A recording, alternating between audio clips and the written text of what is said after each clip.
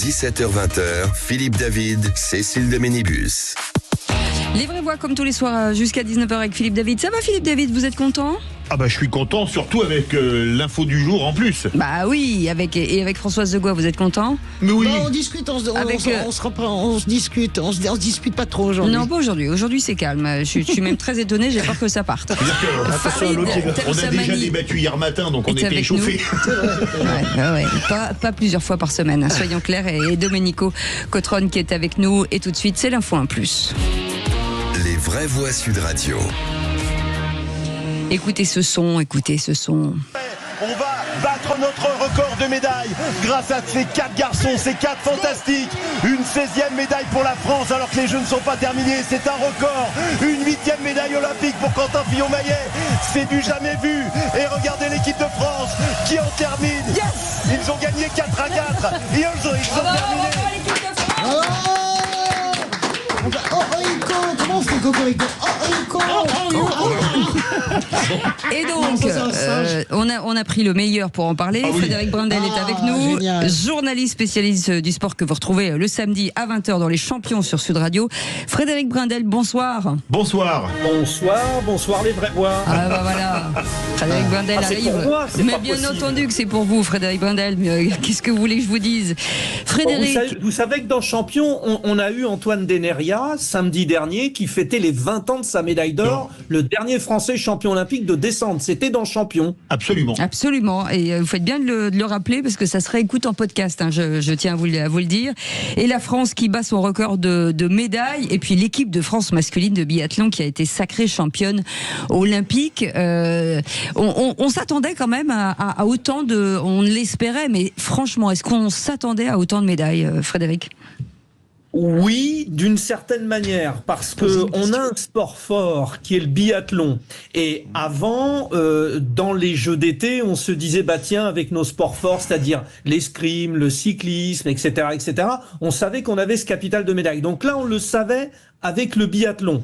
Évidemment, je vais vous reparler de la belle incertitude du sport, aussi de la contre-performance collective de nos skieurs alpins. Bien sûr. Une seule médaille, Roman Miradoli. Donc, quand on pèse la balance, on se dit que, oui, effectivement, c'est une belle surprise. Et Frédéric, moi, j'ai regardé la course. Expliquez-moi ce qui est arrivé à Emilien. Comment, à un moment donné, il est 13e. Quel turbo il met dans sa tête pour remonter.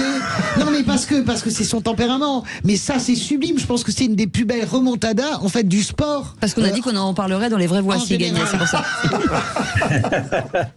Alors, dans l'ordre, il y a eu Fabien Claude qui a perdu 50 secondes. C'est le problème du biathlon. Vous savez que si vous vous loupez au tir, bien sûr. Vous prenez cher. Émilien Jacquelin était justement celui qui réamorce, mais encore fallait-il après que Quentin Fillon-Maillet résiste, parce que en face de lui, il y avait le meilleur Suédois, le meilleur Norvégien, et puis Éric Perrault pour terminer. Pour répondre précisément, François, c'est que c'est comme Claude François, ça s'en va et ça revient. Non, mais ce qui reste... On a les mêmes. Hein. J'enlève pas Quentin Maillet, mais ce qui reste quand même de cette course, c'est la folie Émilien. Objectivement, on est très très loin. Et il y a une espèce de... Je sais pas, vous avez fait du sport, vous êtes un grand commentateur sportif, je ne sais pas d'où lui vient cette énergie. Je blague. Alors, elle s'explique de plusieurs manières. Si on se concentre vraiment sur sa performance individuelle, il y a peut-être le fait de je dois tout relâcher. Et bien souvent, quand on est en position de favori, qu'on part devant, on a une énorme pression. Là, comme Fabien Claude s'était loupé, en fait, il lâche tout. Et puis après, comme Françoise, il y a 4 relayeurs par équipe. En général, ce ne sont pas les meilleurs sur le deuxième relais. Bien sûr. Et Emilien profite aussi d'une concurrence peut-être un peu moindre. Voilà. Mais alors, chapeau aussi à Quentin Fillon-Maillet, parce que bien sûr. Oui. Ça fait Éric Perrault médailles, c'est le record, il égale le record. Alors bon, Philippe David était né, les escrimeurs Philippe Catio et Roger Ducré dans les années 30. Oui. Philippe est au courant. Quel salaud. Là, vous m'avez vraiment sabré. Oui, bien vu. Mais effectivement, 8 médailles sur plusieurs Olympiades, évidemment, c'est un record. Mais là encore une fois, moi je voudrais quand même attirer votre attention qu'il y a toujours un petit risque sur les comparaisons, etc., etc. Tenez, par exemple, on bat notre record, mais sur cette édition des Jeux Olympiques d'hiver, on a des épreuves en plus, comme le ski alpinisme d'ailleurs, qui va arriver, et on attend d'autres médailles. Sur certaines autres éditions, il y en a un peu moins. Après, sur la comparaison, à travers les époques, souvenez-vous de nos 2 Olympiades hivernales, Grenoble 68 et Albertville 92. On a cartonné, mais 9 médailles seulement, parce qu'il y avait moins d'épreuves. Il nous reste 40 secondes, Frédéric Brindel. Forcément, on pense aux Alpes et à 2030. Est-ce que ça veut dire que on peut imaginer quand même de battre encore un record, et en plus chez nous? C'est tout le but. On a vu qu'avec Paris 2024, sur les Jeux d'été, la France était capable de se sublimer. D'ailleurs, 64 médailles, mais il n'y a pas le même nombre d'épreuves, bien sûr. Bien entendu. Voilà. Après, les Alpes 2030, il faudra encore qu'on ait un bon comité d'organisation.